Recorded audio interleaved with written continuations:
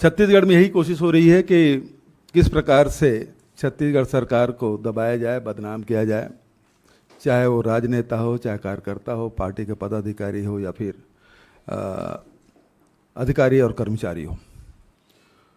ये सिलसिला शुरू होता है जुलाई 2020 से। झारखंड चुनाव में बुरी तरह से मात खाने के बाद इन लोगों ने इसकी शुरुआत की और आईटी ने रेड डाला। जितने भी जिसे शराब घोटाला के नाम से प्रचारित किया गया, और इस शराब घोटाले में 2019-2020 में केक की रिपोर्ट भी है, वहाँ उन्होंने जांच भी की। उसके बाद 2.5 साल तक वो चुप रहे, चुनाव नज़दीक आते हुए, जबकि सारे कागजात ईडी को सौंप दिया गया था। सॉरी। उसके बाद ईडी सक्रिय होती है और फिर उन्हीं लोगों को बुलाते हैं और कहा जाता है कि 2168 करोड़ के घोटाले हुए। इसमें ये भी कहा गया कि होलोग्राम, नकली होलोग्राम का प्रयोग किया गया। लेकिन सबसे मज़ेदार बात ये है, ये नकली होलोग्राम का यदि प्रयोग हुआ तो जो डिस्टिलर है वही तो करेगा, उसी फैक्ट्री में तो होगा, लेकिन उनके खिलाफ कोई कार्रवाई नहीं हुई, बचत लोगों के खिलाफ कार्रवाई हुई। उसके घर में ज्वेलरी भी पाए, नगद रुपये भी पाए, किसी को जब्त नहीं किया गया।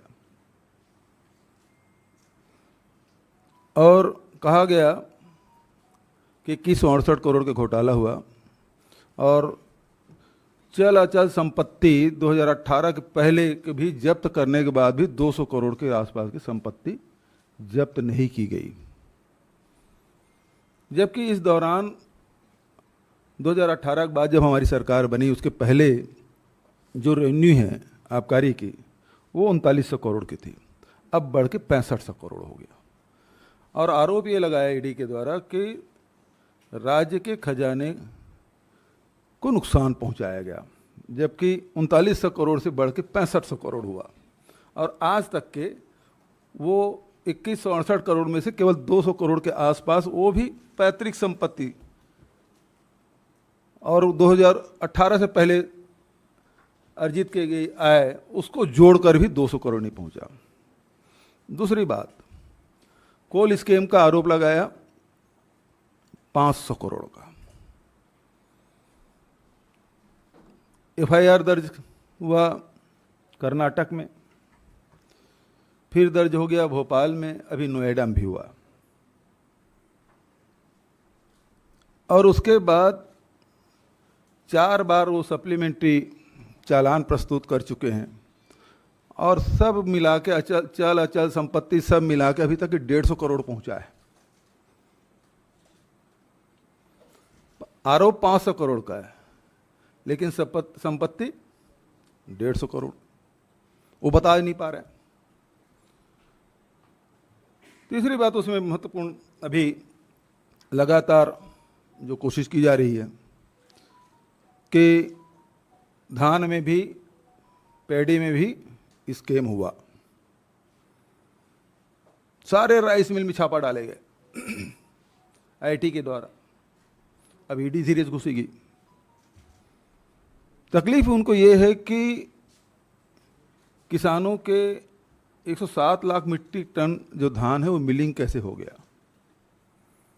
अभी तक होता यह था कि धान बाहर में पड़े रहते थे, जैसे मध्य प्रदेश की खबरें आती है कि गेहूं बाहर में पड़ा हुआ है और सड़ गया। छत्तीसगढ़ में खबरें आती थी कि धान खुले में पड़ा हुआ है, भीग गया, सूख गया और सड़ गया। वो सारे नुकसान हमने बचाए, उनको हो गई परेशानी, अब उसमें घुसे हुए।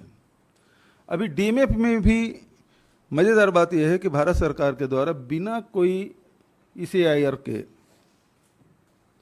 वो माइनिंग डायरेक्टर को चिट्ठी लिखते हैं कि कितना काम हुआ वो हमको बताएं।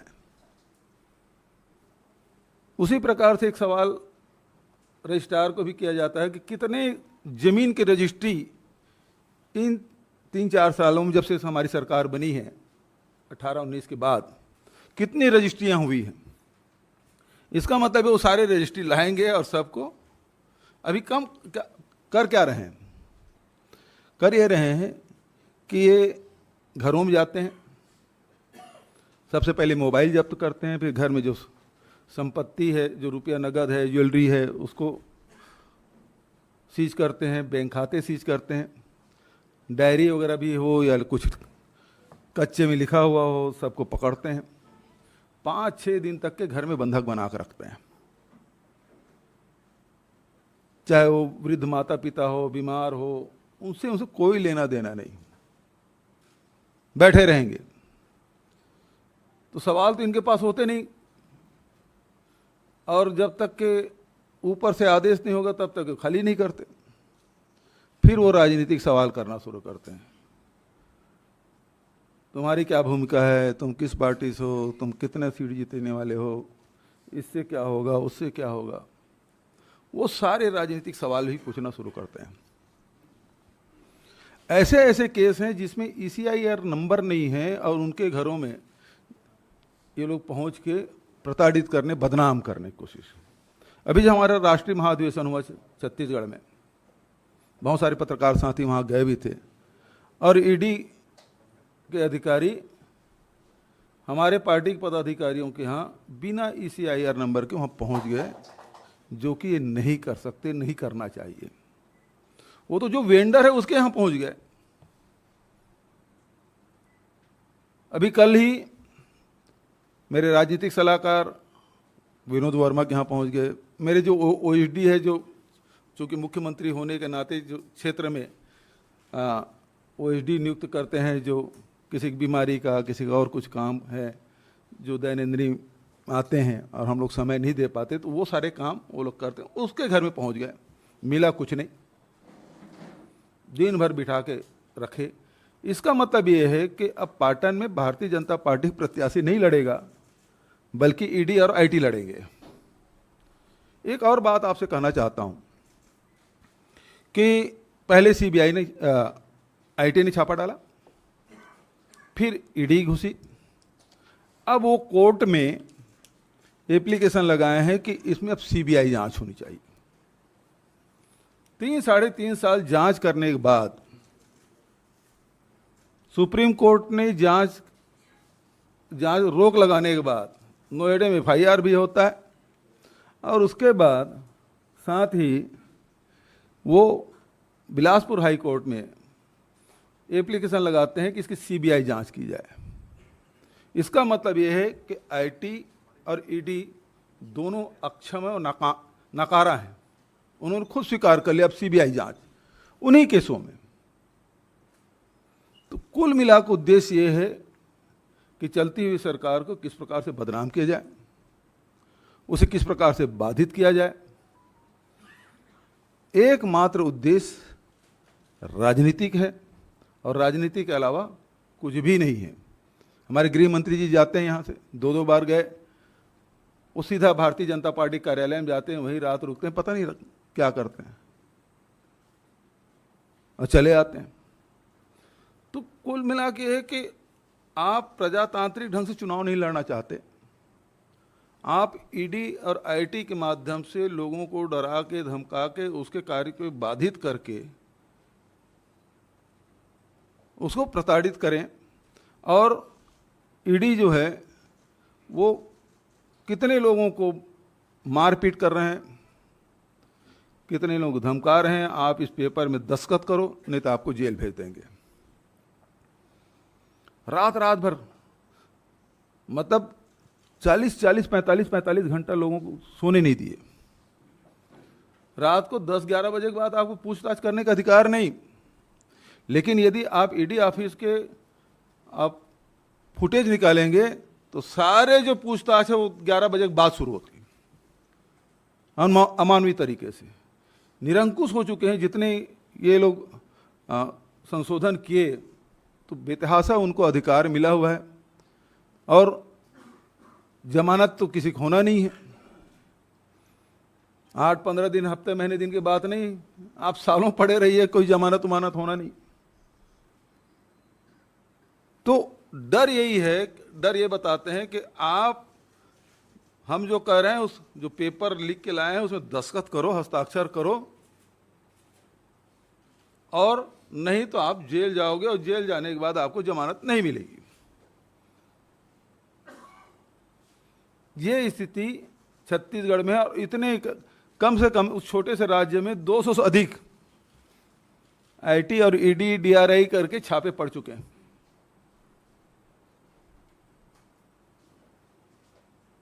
तो आज पूरे भय का माहौल है। केंद्र सरकार खुद इस प्रकार से काम करवा रही है। संजय मिश्रा जी के बारे में तो जानते ही हैं, उनको टास्क मिला हुआ है 15 सितंबर तक के। अभी तब कल 23 अगस्त था, अभी तो 15-20 दिन और बचे हैं। तो जितना वो उनको आतंक फैलाना है वो पूरी ताकत के साथ करेंगे, क्योंकि उनके आकाओं ने एक्सटेंशन दी है, तो वो अपने आका के हिसाब से काम करेंगे, क्योंकि उन्होंने दिलाया। आगे भी कुछ मिलने की संभावना है। तो ऐसे व्यक्ति यदि काम करेंगे, ऐसे इस उद्देश्य से काम करेंगे, तो फिर प्रजातंत्र तो खतरे में है। दूसरी बात इसमें ये कहना चाहता हूं, यदि सत्ताधारी दल इस प्रकार से कोई कार्रवाई करे तो फिर कोर्ट की बड़ी जिम्मेदारी हो जाती है कि ऐसे बेजा जो हस्तक्षेप किया जा रहा है और लोगों को परेशान किया जा रहा है, उसमें रोक लगाए। आप लोगों की तरफ से कोई सवाल हो? झारखंड में जो एक एक करके छापेमारी है, उसका छत्तीसगढ़ से क्या कनेक्शन है? शराब घोटाला जो झारखंड में चल रहा है, छापेमारी। देखिए, हमारे यहाँ छत्तीसगढ़ में जो नीति बनाई भारतीय जनता पार्टी ने बनाई, हमने तो उसमें कोई बदलाव नहीं किया, और उसके बाद रेवेन्यू भी बढ़ाया, फिर भी छापा डाल रहे हैं। सबसे बड़ी बात यह है, कोयला घोटाला और शराब घोटाला और अभी महादेव ऐप, उसके बारे में नहीं बोल पाया मैं। तीनों में एक समानता ये है कि शराब घोटाले में डिस्टिलरों की गिरफ्तारी नहीं हुई, उसके को धर पकड़ नहीं किया गया, उसकी संपत्ति की जब्ती नहीं की गई, बल्कि ये सुनने में आया है कि भारतीय जनता पार्टी के बड़े नेता के द्वारा दिल्ली और बॉम्बे के भारतीय जनता पार्टी के नेताओं से संपर्क किया गया, और उनके बाद उसके अभय मिलने के बाद उसको उसकी गिरफ्तारी नहीं हुई। नंबर एक। दूसरी बात, जो महादेव ऐप में अभी जो सट्टा चल रहा है, उसमें हमने पूरी कार्रवाई की। मेरे पास सारे पेपर हैं कि कितने करोड़ रुपए की संपत्ति हमने जब्त की, कितने लोगों की गिरफ्तारी की, और कब से हम लोग कर रहे हैं। अचानक घुसे और जो राजनीतिक उद्देश्य के लिए वो लोग कार्रवाई करना शुरू कर दी। जो महादेव ऐप के हमने तो लुक आउट सर्कुलर भी जारी किया हुआ है, उसमें कोई मदद नहीं कर रहे हैं। मतलब जो जिसके लिए काम हो रहा है उसकी गिरफ्तारी की बात नहीं हो रही। कोयला खदान में जिसके लिए कोयला खदान चला रहा है उससे पूछताछ नहीं हुई, जबकि वो चीख के कह रहा है कि मैं इसके लिए काम करता था। शराब घोटाले में भी वही, तीनों में एक समानता है। जो मुख्य आरोपी है, जिसके लिए जो सबसे लाभार्थी है सबसे बड़ा, उसके खिलाफ ईडी आईटी कोई कार्रवाई नहीं कर रही। ये स्थिति है। संजीव बघेल साहब, जैसे महादेव के बारे में मैंने बताया कि जो व्यक्ति और उसमें रवि उपल है और सौरभ चंद्राकर, दोनों दुबई में हैं। तो हमने मदद मांगी है, उसमें कोई कार्रवाई नहीं। दूसरी बात यह है कि शराब के मामले में हम लगातार कह रहे हैं कि आप इनको गिरफ्तार क्यों नहीं कर रहे हैं। हम पत्र भी लिख रहे हैं। और मजेदार बात यह है कि चिट फंड घोटाला हुआ, उसमें मैंने भारत सरकार को चिट्ठी लिखा, भाई हजारों करोड़ रुपए छत्तीसगढ़ के लोगों को पैसा डूब गया है। हम लोग, हमारी सीमित दायरा है, मनी लॉन्ड्रिंग हुआ है, दूसरे राज्यों में संपत्ति बनाई गई है, उसके लिए आप मदद करें। तो आज तक कोई जवाब नहीं आया है। ये तो भारत सरकार का रवैया इस प्रकार से। बघेल साहब, संजीव पीटे, आपने कहा कि ये सारे जो रेड्स हो रहे हैं आपके करीबी लोगों के, आपके आसपास के लोगों के, ये सब इनका उद्देश्य राजनीतिक है। और आपने अभी ये भी कहा कि ऐसे में जैसे there is a threat to democracy, तो आपने कहा कि कोर्ट को भी हस्तक्षेप करना चाहिए। तो क्या आप इस लड़ाई को कैसे आगे ले जाएंगे और कोर्ट भी क्या जाएंगे? देखिए, सभी राजनीतिक दल एक बार गए तो उन्हें कहा गया कि हम सबको रिलीफ नहीं दे सकते, यदि केस टू केस कोई आए तो उसको रिलीफ मिलेगा। और निश्चित रूप से जैसे अभी जो लीकर वाले मामले में कोर्ट से रिलीफ भी मिला कि फर्दर इन्वेस्टिगेशन नहीं कर सकते, उसके बाद भी ईडी ने खुद एक एजेंसी है और वो एफआईआर की है नोएडा में। तो कितना इनका मेलाफाइड इंटरेस्ट है वो समझ आ रहा है। सर मेरा सवाल यह है कि कल आपका जन्मदिन था और आपने एक ट्वीट किया कि बड़ा बहुमूल्य उपहार मुझे केंद्र सरकार ने दिया है। नाम लीजिए, मैं तो नाम लिखा हूँ। हाँ, आपने अमित शाह जी का नाम लिया था उसमें कि बहुमूल्य उपहार आपको मिला है। मोहित जी, आप भी नाम नहीं ले पा रहे हैं। नहीं, हम तो बिल्कुल नहीं डरते किसी से। मैंने तो प्रधानमंत्री जी और गृह मंत्री जी को कहा कि आज मेरा जन्मदिन है और मेरे राजनीतिक सलाहकार और मेरे 2 एसडी के यहाँ आपने ईडी का रेड कराया है, इससे बढ़िया उपहार क्या हो सकता है। उसके लिए मैंने आपका मैं आभार व्यक्त करता हूँ। तो मेरा सवाल यह है कि आपने कहा कि 200 से ज़्यादा छापे छत्तीसगढ़ के भीतर जो है पड़ चुके हैं। आने वाले वक्त में विधानसभा चुनाव है, 1 से 2 महीने के बाद चुनाव वहां पे होने वाले हैं। चुनाव प्रक्रिया और चुनाव के ऊपर कितना बड़ा असर देखते हैं, खासतौर पे कांग्रेस के लिए इन छापों के बाद? देखिए, अभी तो मैं आपको और बता देता हूँ कि 200-250 की टीम जाने वाली आईटी की, वो पूरे छत्तीसगढ़ में छापा डालेगी। तो ईडी आती है तो आईटी जाती है, आईटी जाती है तो ईडी आती है। हमारे यही क्रम चल रहा है और वही काम कर रहे हैं। मार पीट के, जैसे कहते हैं ना, बंदर को बोरे में पकड़ लिया, उसे पीट रहे हैं, बोल तो कुत्ता है। तो हमारे यहाँ स्थिति जबरदस्ती मार पीट के लिखवा रहे हैं कि हाँ तुमने ये गलत किया है और तुमने इसको पैसा दिया है, लिखो, इस राजनेता को दिया हो, इस अधिकारी को दिया हो, इसको नाम लो। यही चल रहा है और ये बात छत्तीसगढ़ के लोग सब जान चुके हैं कि जितना ये रेट डालेंगे उसकी सीट और घटेगी। वैसे 15 सीट है, अभी तो वर्तमान में 13 ही सीट बची है और ऐसे ही करते रहेंगे तो 13 सीट भी मुश्किल होगा। बघेल साहब, ईडी और ये जो छापेमारी हो रही है, इस पे राजनीतिक विद्वेष है सत्तारूढ़ दल का जो केंद्र में है। महादेव ऐप के मसले में आप कह रहे हैं जो मुख्य आरोपी हैं उनके खिलाफ कार्रवाई नहीं हो रही है, वहां पर भी क्या राजनीतिक विद्वेष ही आपको लग रहा है? ऐसा क्यों हो रहा है? अब उसमें पूरे प्रकरण मेरे पास पूरे केस हैं, मैं आपको कॉपी दे दूंगा कि हमने क्या क्या कार्रवाई की। और उसके बाद हमने खुद ही कहा इसमें जांच करें, लेकिन वो सीधा जो मुख्य आरोपी हैं, जो मुख्य खिलाड़ी हैं, जो ऐप चला रहे हैं, वैसे भारत सरकार करे क्या 28% जीएसटी दे दें फिर सब लीगल, क्योंकि वो क्रिकेट में भी कर रहे हैं और सब में वो सब बेट करा रहे हैं। तो उनको पकड़ने के बजाय केवल राजनीतिक जिससे लाभ मिल सके भारतीय जनता पार्टी को, उन पे आप कार्रवाई कर रहे हैं। आपका उद्देश्य जनता के पैसा बचाना नहीं है, आपका उद्देश्य ये है कि अपने आका को खुश करने के लिए राजनीतिक द्वेषवश कार्रवाई करना है। सर मेरा सवाल है, बात जो की थी फिर से जुड़ा हुआ सवाल है। बीजेपी कह रही है कि सीएम इमोशनल ब्लैकमेल कर रहे हैं। जी बीजेपी कह रही है कि आप इमोशनल ब्लैकमेल कर रहे हैं, सीएम इमोशनल ब्लैकमेल। भाई, हमारे यहाँ 200 घरों में छापा पड़ गया है और दर्जनों लोग को जेल में ठूसने कार्रवाई कर दें, इसमें इमोशनल क्या बात है? ये तो सच्चाई है।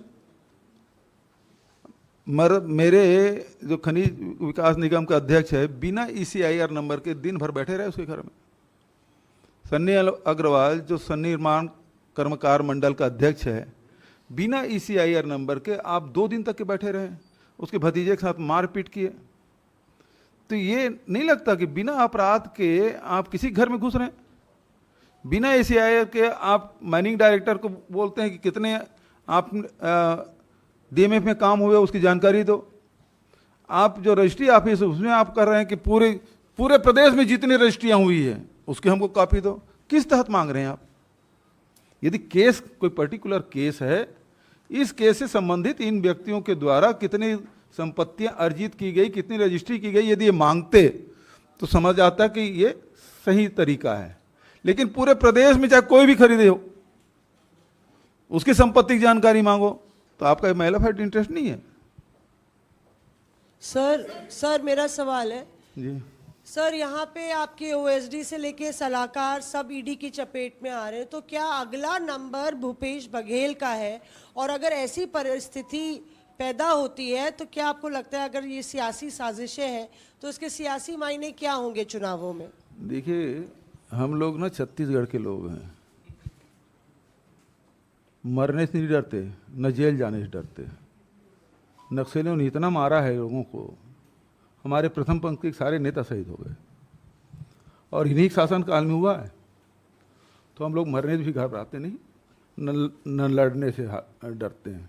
और जेल तो पहले भी भेज चुका है, विनोद वर्मा जी पहले भी भेज चुके हैं, अभी फिर से उसके घर में कल दिन भर बैठे रहे, मुझे भी भेज के देख चुके हैं।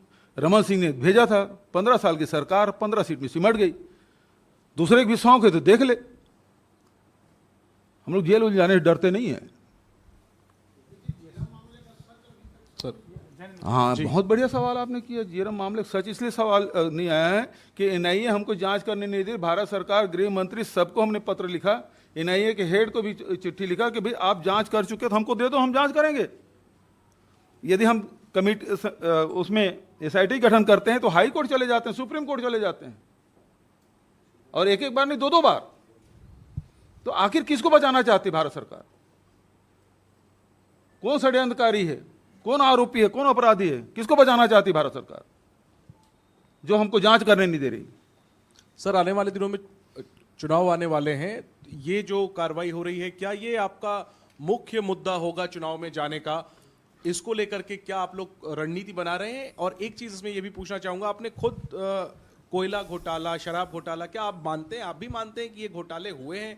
और अगर हाँ, तो खुद आपकी सरकार ने इनकी जांच करवाने के लिए क्या कदम उठाए हैं? देखिए, जहाँ तक कि कोयला की बात है, जितने कोल वासरी है सब जगह हमने रेड डाले, जो आवश्यक कार्रवाई हमने की, जितना फाइन हो सकता है वो हमने किया, और जिसके सही पाएगा उसको रिलीज भी किए। पहली बार हुआ है, भारतीय जनता पार्टी बता दे 15 साल में कुछ किया हो तो। दूसरी बात यह है, मैंने कहा, आप मेरे उत्तर को आपने ठीक से सुना नहीं है।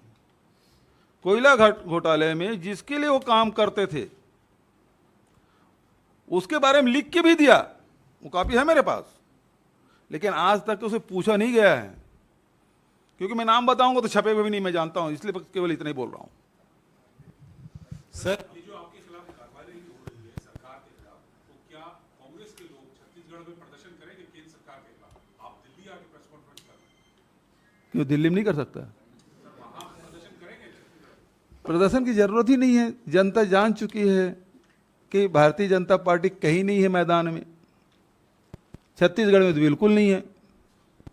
और जितने भी कार्रवाई कर रहे हैं उससे लोग, चाहे उद्योगपति हो, व्यापारी हो, अधिकारी हो, कर्मचारी हो, राजनेता हो, कार्यकर्ता हो, ये सब भारतीय जनता पार्टी कलई खुल चुकी है। ये जितना करेंगे उतना उनको नुकसान होगा। बघेल सर, आप कह रहे हैं कि ईडी और आईटी चुनाव लड़ रही है बीजेपी, उनको आगे कर रही है, लेकिन बीजेपी के नेता कह रहे कि वो प्रधानमंत्री मोदी के चेहरे पे चुनाव मैदान में उतर रहे हैं। तो आपके खिलाफ कौन चेहरा है वहां?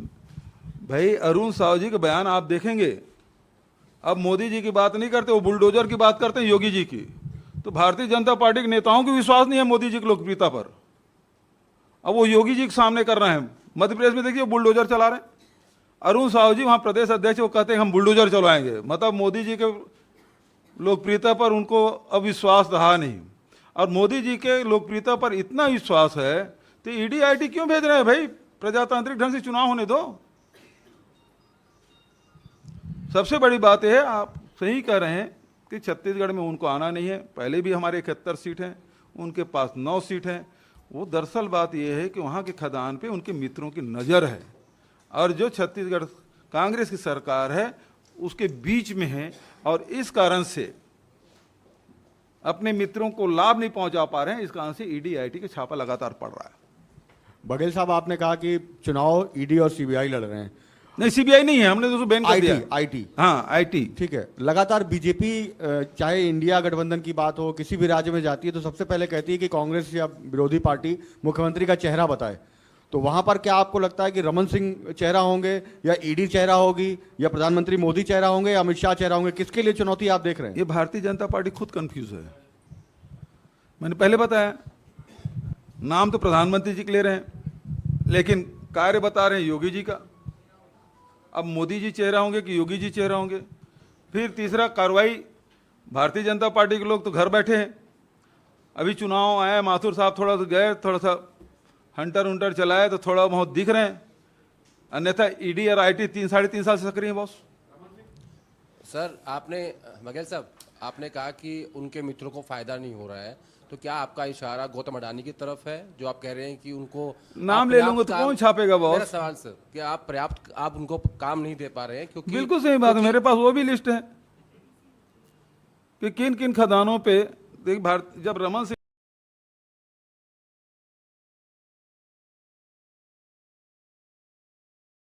मुख्यमंत्री थे तो जितनी खदानी राज्य सरकारों के अलॉट की गई, चाहे महाराष्ट्र हो, गुजरात हो, छत्तीसगढ़ हो, चाहे राजस्थान हो, वो सबके एमडीओ वही थे। जो आयरन ओर है बेलाडीला का, वो भी उसके एमडीओ वही है। अब वो अड़ंगा हम बीच में हम लोग आ गए हैं। हाँ जी, मुझे तकलीफ नहीं है नाम लेने का, मैं सबका नाम ले दूंगा, लेकिन ये है, मैं कल अखबार देखूंगा या टेलीविजन चैनल देखूंगा, उसमें पट्टी में नाम तो नहीं आएगा, तो इसलिए मैं नाम नहीं ले रहा हूँ। बघेल साहब, बघेल साहब, चुनाव की तैयारी छत्तीसगढ़ में चल रही है। आपने ये तो कह दिया कि ये जो आरोप लगे हैं और जिस तरीके से जांच पड़ताल चल रही है, ये राजनीतिक विद्वेष की भावना है, लेकिन राजनीतिक चुनौती की बात करें, वहाँ पर चुनाव आयोग की टीम गई हुई है। इसके अलावा दूसरी तरफ देखें तो आम आदमी पार्टी जो इंडिया गठजोड़ में शामिल थी, लेकिन कुछ खटास बढ़ी है, और उससे पहले उन्होंने भी वहाँ पर छत्तीसगढ़ में चुनाव लड़ने का ऐलान किया है। तो मुकाबला अगर त्रिकोणीय होता है तो कांग्रेस के लिए क्या चुनौती होगी? बढ़िया है, केजरीवाल जी मीडियम कैसे बने रहना है उसके तरीका जान गए हैं। भैया, ये इंडिया जो गठबंधन है, मैं समझता हूँ 2024 के लिए है, ये विधानसभा चुनाव के लिए तो कम से कम नहीं है, ऐसा मुझे मालूम है। यदि विधानसभा चुनाव के लिए यदि इंडिया गठबंधन है तो मुझे अभी तक के संकेत मेरे पार्टी से मिल जाता, तो ये नहीं मिला है। लेकिन केजरीवाल जी को मीडियम बने रहना है, तो ये अच्छा तरीका है। वहाँ जाके 10 ठो घोषणा उषणा कर आ गए हैं। पिछले समय जोगी जी चांदी की सड़क बनाने की बात बोले थे, सर ये भी कुछ करके आ जाए। सर, आपका मुख्य आरोप ये है कि मुख्य आरोपियों पर कार्रवाई नहीं हो रही, घोटाले तो हुए हैं, यही हाँ, घोटाले, ये भी कपोल भाई। लीकर में आप बता दीजिए, लीकर में डिस्टिलरी वालों पर कार्रवाई नहीं सुनो हुई तो अब भाई, तक। यदि वो कह रहे हैं, मैंने यदि शब्द कहा, यदि है तो उस पर कार्रवाई क्यों नहीं हुई? जबकि हमारा रेवेन्यू है 3,900 करोड़ से बढ़ के 6,500 करोड़ हो गया, जबकि इस बीच में लॉकडाउन भी था। और सीएजी का 2 साल का रिपोर्ट भी है, 2019-20 और 20-21 का, वो सीएजी की रिपोर्ट भी है, उसमें कहीं गलत नहीं पाया गया है। तो यदि घोटाला हुआ है तो सबसे पहले डिस्टिलर को पकड़ना था, जिनको बचाया जा रहा है। तो इसका मतलब यह है कि मिली भगत और दबाव पूर्वक किया जा रहा है। दूसरा, कोयला की बात, कोयला के बारे में जब आपने पूछा, कोयला में घोटाला हुआ है, तो छत्तीसगढ़ के 85% जो कोयला खदान है वो एसीसीएल के पास है, मतलब भारत सरकार के जो उपक्रम है उसके पास है। एक भी अधिकारी पूछा गया है क्या? उसके सुरक्षा अधिकारी हैं, यदि कोयला चोरी हुआ है, वसूली की गई है तो उसके अधिकारी हैं, है ना, सिक्योरिटी है ना, वहाँ अधिकारी हैं, उससे क्यों पूछताछ नहीं है भाई कैसे कोयला चोरी हो गया, कैसे यहाँ से वो पैसा वसूली किया जा रहा है? किसी से पूछा है? नहीं पूछा है, तो फिर घोटाला कहाँ से हो गया?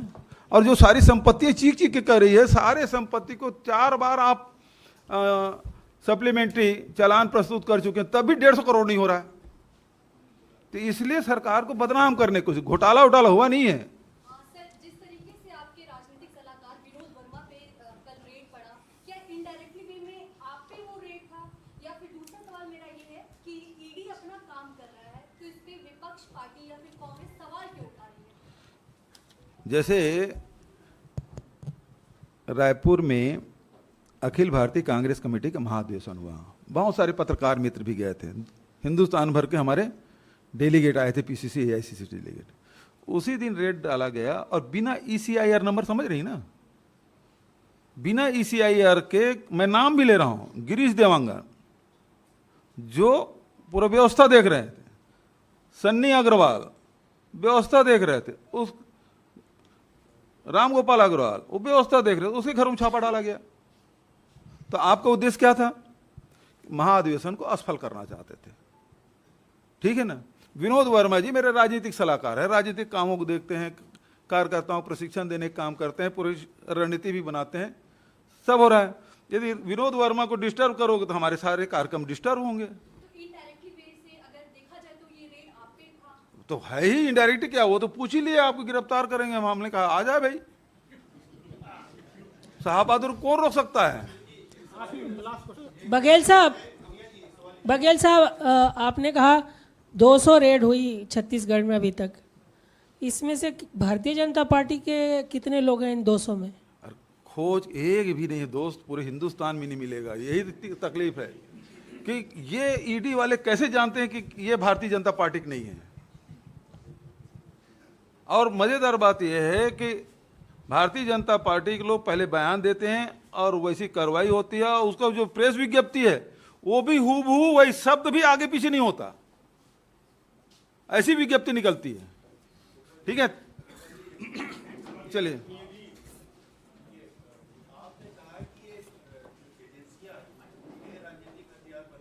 जी